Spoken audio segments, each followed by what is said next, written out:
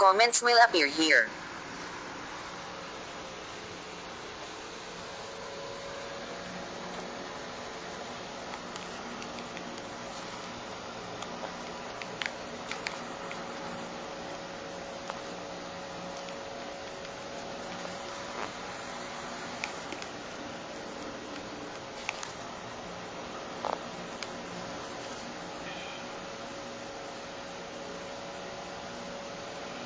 Hello, resume na po ulit tayo. Tuloy-tuloy na po tayo sa ating live broadcast ng Sharpen Our Memory.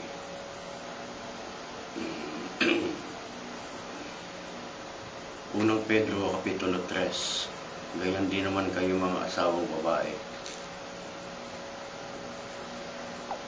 Pasakop kayo sa inyong sariling asawa, upang kung ang sino man ay hindi tumalima sa salita, ay mahikayat ng walang salita sa pamamagitan ng ugali ng kani-kaniyang asawang babae, sa pagkamasid nila ng inyong ugaling mainhin na may takot, na huwag sa labas ang kanilang pagkayak, na gaya ng sa pagpapahiyas ng buhok, o pagsusuot ng mga hiyas na ginto, at pagbibihis ng marangal na damit, kundi ang taong natatago sa puso na may damit na walang kasiraan, ng espiritong maamo at payapa, na may malaking halaga sa paningin ng Diyos. Sapagkat noong unang panahon ay gayon naman nagsigaya ang mga babaeng banal na nagsiasa sa Diyos, na pasakop sa kani-kaniyang asawa.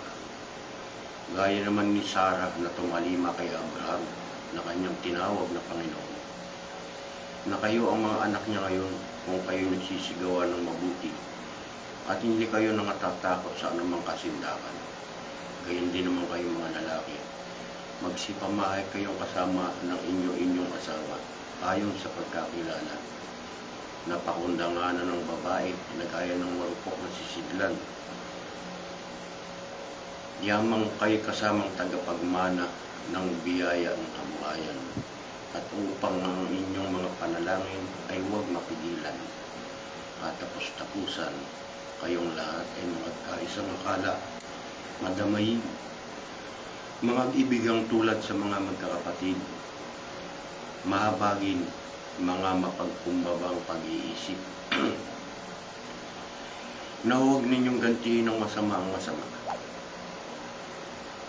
o ng alipusta ang paglipusta, kundi ng pagpapala, sapagkat dahil dito kayo tinawag upang magmana ng pagpapala. Sapagkat ang magnais umibig sa buhay at makakita ng mabubuting araw, ay magpigil ng kanyang dila sa masama, at ang kanyang labi ay huwag magsalita ng daya. At gumawa siya ng mabuti, tumalikod sa masama, hanapin ang kapayapaan at kanyang sundan, sapagkat ang mga mata ng Panginoon ay nasa mga matuwid, at ang kanyang pakinig ay sa kanilang mga daig. Ngunit ang mukha ng Panginoon ay laban sa mga nagsisigawa ng masama. Ngunit sino ang sa inyo'y aapi kung kayo'y mapagmalasakit sa mabuti? Dapat kung kayo'y nagbabata ng dahil sa katwiran, ay mapapalad kayo.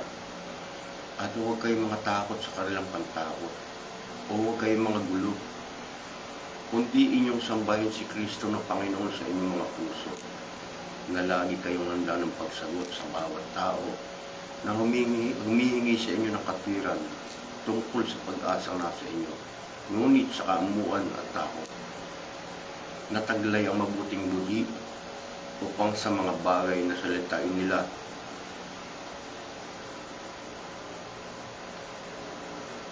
laban sa inyo ay mga pahiya ang nagsisialipusta sa inyong mabuting paraan ng pamumuhay na kay Kristo. Sapagkat lalong magaling kung gayon ang iniibig ng kalooban ng Diyos, na kayo ay magbata ng dahil sa paggawa ng mabuti, kaysa dahil sa paggawa ng masama. Sapagkat si Kristo man ay nagbata rin minsan dahil sa mga kasalanan, ang matuwid dahil sa mga di matuwid, upang tayo madala niya sa Diyos. Siya na pinatay sa laman, ngunit binuhay sa Espiritu, na iyan din ang kanyang iniyaon at ipinahayag ang pagtatagumpay sa mga espiritong nasa bilangguan na noong unang panahon ay mga Suwaili, na ang pagpapanood ng Diyos ay nanatili noong mga araw ni Noe, samantalang inihahanda ang taon. Nasa loob nito'y kakaunti, sa makatwid ay 8 kaluluwa ang mga ligtas sa pamamagitan ng tubig, na ayon sa tunay na kahawig ngayon nagligtas sa makatwid bagay ang bautismo, hindi sa pag-aalis ng karamihan ng laman, kundi sa paggaling ng isang mabuting budhi sa Diyos sa pamamagitan ng pagkabuhay na maguli ni Jesucristo, na nasa kanan ng Diyos pagkakayat niya sa langit at ipinasakop sa kanyang mga anghel at ang mga kapamahalaan at ang mga kapangyarihan. Okay, few minutes break uli.